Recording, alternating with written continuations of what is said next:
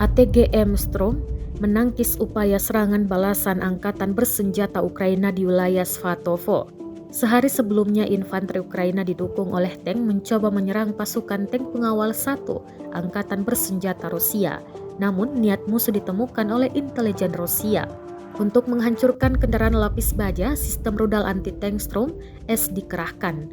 Rekaman kerja tempur Strom ramai beredar di Telegram pada Senin 7 November 2022. Dalam keterangan unggahan disebutkan, Strom melumpuhkan 2 tank musuh dengan rudal supersonik dan artileri, menghabisi sisa pasukan angkatan bersenjata Ukraina.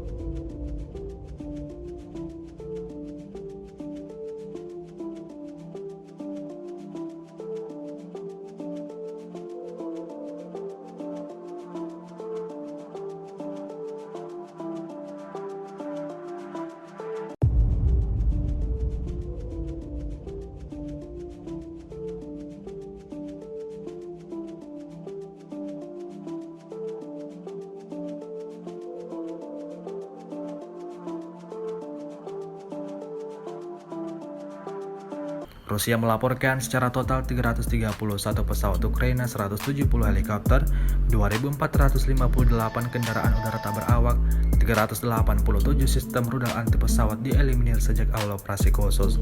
Sementara itu dari kubu Kiev, Kementerian Pertahanan Ukraina melaporkan 530 tentara Rusia dieliminir dalam 24 jam terakhir. Sebanyak 76.460 prajurit Rusia meninggal sejak awal konflik hingga hari ke-257.